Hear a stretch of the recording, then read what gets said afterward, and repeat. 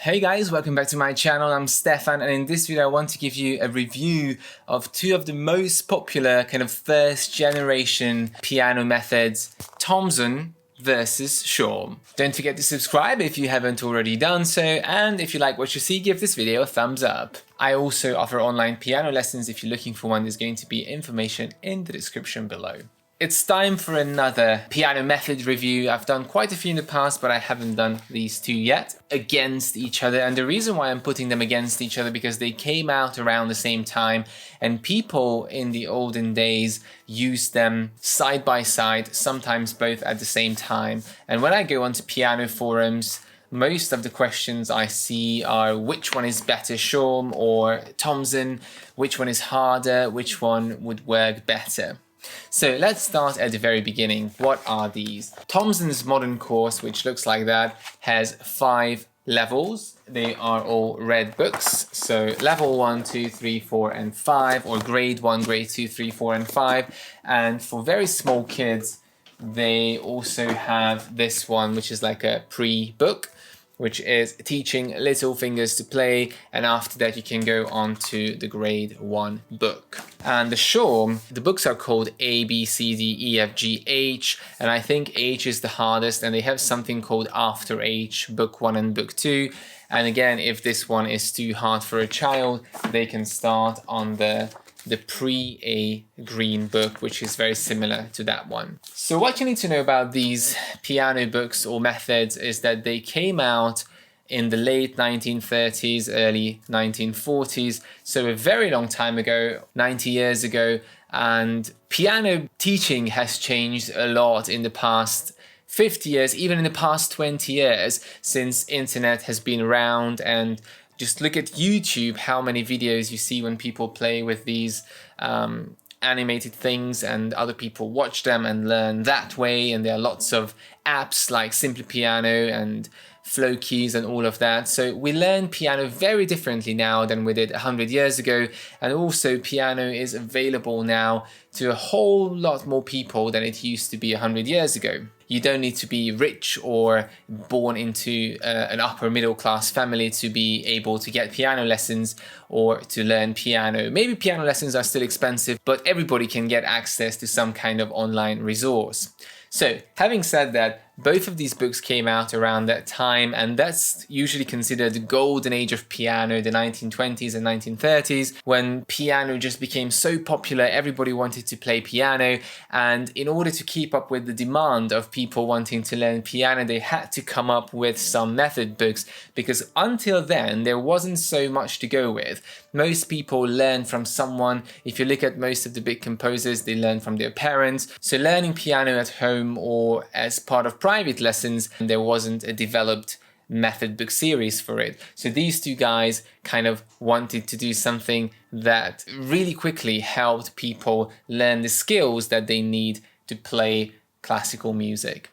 Both of these method books are very classical centered. They have a couple of folky and some boogie-woogie things in them, but it's not pop. And obviously the pop music we know today didn't exist back then, so you can't expect to find like Katy Perry, Roar style songs in these books. One thing that you'll notice as soon as you look into these books is that their pacing is extremely fast compared to modern piano methods. So if you compare it, for example, to Piano Adventures Level 1 or Alfred Level 1A, the first grade book, it's a whole different world. What you can learn in this first book, you can learn from 1, 2, 3, maybe 4 or 5 Piano Adventures books. So that's the kind of difficulty that's squeezed into one of these books.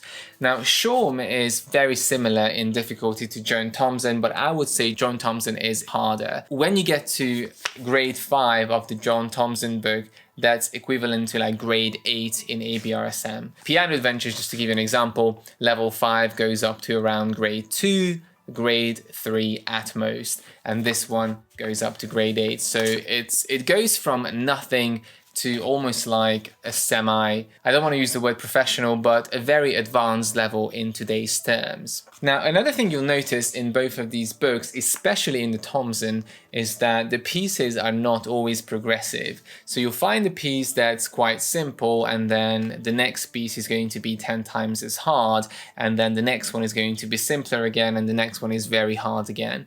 And I think that's a really good thing, because just because you are in this level book, not every single piece should be extremely difficult, because that would make learning very hard. Every now and then we need that kind of instant gratification that we manage to do something quickly and it gives us joy and we can play it, but you still learn something new from it. So when you play through these books, do not be surprised if you could play one piece really well, but the next one all of a sudden becomes really hard, and then you question your skills or your knowledge, or whether you practiced enough. You have, but the piece is much harder because they are not in a linear progressive manner. And Schaum is similar, but I would say this follows more of a linear pattern compared to Thompson. When I look at the final book of the Schaum, it's not quite as hard as the Thompson. I would say most of the pieces are in grade 6 up to grade 7, so it doesn't go quite as high up. And also, if I compare book 1 of John Thompson with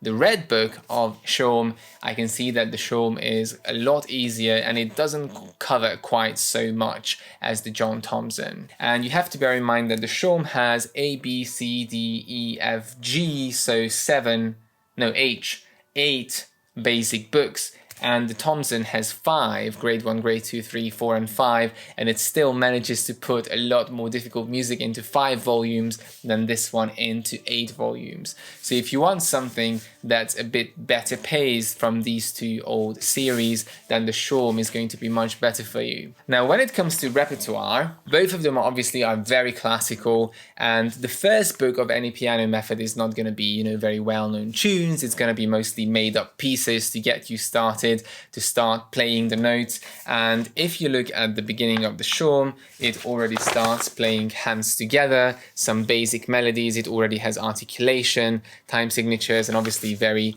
dated kind of graphics here.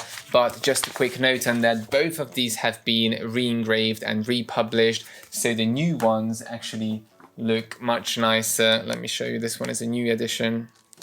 Yeah, so the new edition has colorful drawings and nicer charts all around, and this one is a new edition, and it actually has a CD with accompaniments and demonstrations, and you can see actual photographs here now and a nicer engraving. So depending on which edition you have, the old one is going to look very dated, the new one is a little bit better and it highlights certain concepts better.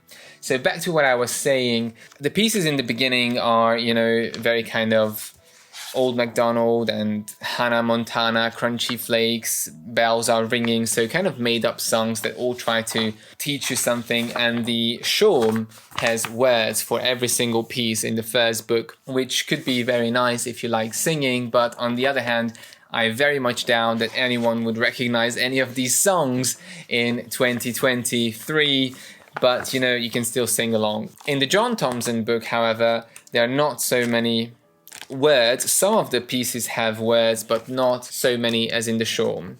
The other thing that people complain about in the John Thompson book is that every single note in the first book has finger numbers, which can be good and bad. If you learn by yourself, it's a good thing because it helps you to know which finger to put where. But if you want to develop your sight reading, it's a really bad thing because you're going to rely on those finger numbers. So you can either rub them out, scribble them, or, just leave the first one in each bar or each phrase. This pattern goes all the way through the book. I don't really know why he did that, but anyway, as you get to the end of the book, it gets a bit better, but some of the pieces are still full of finger numbers, which is not ideal, but of course, as you get through to the intermediate books, that disappears. Both of the books have supplementary books. Now, the Schaum says that you've got all of these supplementary books, so Technique, Burgmüller Arpeggios, Hannen, Haydn, Note Speller, and Technique, tricks, theory lessons, but most of these are not in print anymore, so you're lucky if you can find the actual basic course, the main lesson books. With the Thompson, I could find the classic pieces, which is a new edition, and I could also find the velocity exercises, but I couldn't find any of the other supplementary books online or on eBay. So these ones are still in print, the main books, but the supplementary books, I wouldn't count on them. When you look again into the book, you'll see that there's very little about music theory. None of these methods were designed for solo learning or learning by yourself. That thing just didn't exist back then. And in each of these books, you'll see directions. Your teacher should show you this, and an experienced teacher should do it this way, and all of that. So obviously, both of the books assume that there is a teacher next to you showing you all of these concepts. So that's why if you do these by yourself, you're really going to struggle if you have no prior piano knowledge, or you'll need to use a separate method book alongside to get the theory parts, because it's very, very little theory in it. You get mostly like some stories, like here you see something about Beethoven, and every time there's a new composer, they give you a short story, not a biography, but kind of an interesting fact about that composer. I would say that the John Thompson has a little bit more about theory and techniques, or more of these highlighted boxes, which are concepts. So slightly better for self-learning, but again, the pieces are much harder. Yes, coming back to Repertoire. When you compare the two books, as I said, they start off quite similar, but I looked through every single book in the whole series, and I actually love the selection in the John Thompson. It has so many well-known classics in the original form, not arrangements of it. Every second or third piece is a well-known piece and a really nice piece. So you're going to learn through repertoire and not so many exercises. It does have a few journeys and things like that, but again, the book assumes that your teacher is going to teach you the scales and give you technical exercises from the supplementary books. So the books don't actually have much on scales and arpeggios, and they don't have too many etudes either. They have a few, but you would need to buy a separate etude book like Czerny or Burgmüller, Brahms, anyone. This one has a lot of pieces, even in the higher grades, by Schaum himself, which obviously we wouldn't know because he wasn't such a well-known composer.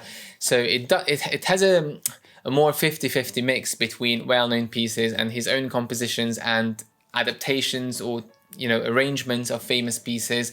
So when it comes to choosing between the repertoire, I definitely prefer the Thompson, and I think whoever uses the Thompson book, you'll find that you recognize many of those pieces. And if you get to like the grade 4, grade 5 book, those pieces can be performed anywhere. They're actually concert grade pieces. Another thing you won't find in these books is sight reading exercises, theory worksheets, note spellers, and so on. So you can think about these books as a series of pieces or repertoire. And you are going to learn through pieces, and there has to be someone who explains things to you on the side throughout the journey that you take in these books. Now that I talked about the contents and the main differences between the two, let's see, why would you want to still use these? Because many people say that the best method book they ever had was the Thompson. I have so many method books. You could see in my videos, I've got an entire bookcase full of method book series. I think that nowadays, children especially would find it very, very hard to learn from any of these books. First of all, they wouldn't recognize any of the songs.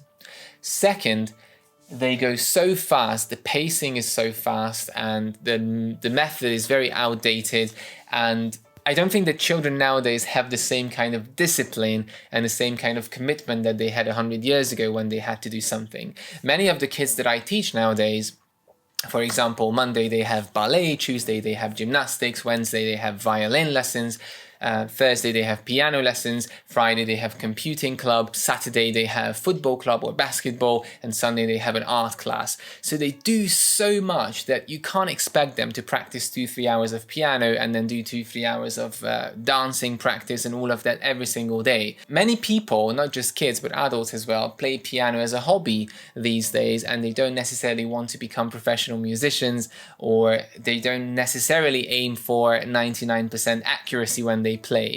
So these books would be very hard for those people who are not very driven, not very committed, and don't take piano very seriously.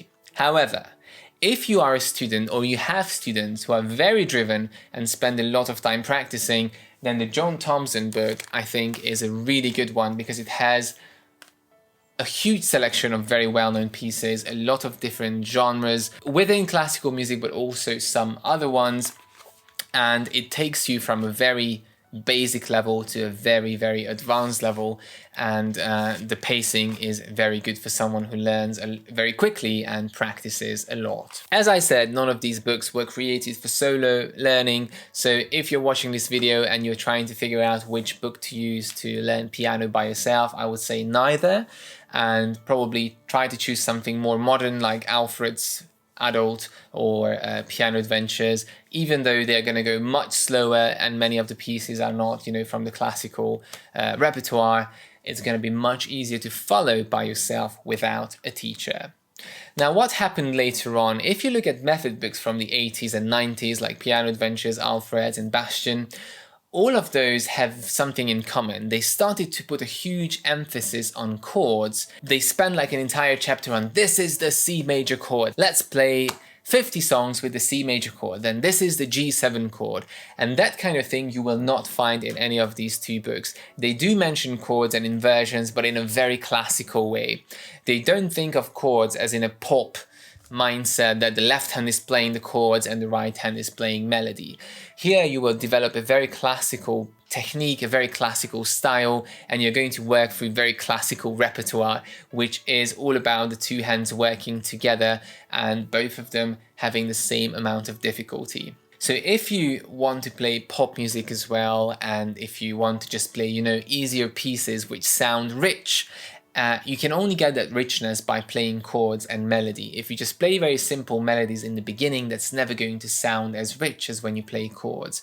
So if you are looking for that kind of sound, then the modern versions, the Alfred and the Piano Adventures, is going to be a much, much better choice because these two books do not put much emphasis on that aspect of music theory. Also, in the 80s and 90s, method books in the US started to kind of diverge into 4 bits. In each of these series, you started to get lesson books, performance books, technique books, sight reading books, and pop books and supplementary books, and that didn't really exist here. As you can see, these books are just a single book series. You don't have any other books. You don't need to get 4 books for each level. So it's kind of very, very condensed what you find inside. I don't want to talk too much about what happened in the 80s because I'm going to very soon publish a video about a very interesting topic that has been really in my mind and I've been fascinated by it, which is the difference between American and European piano teaching and piano methods and how they developed and why American piano methods are so different to European ones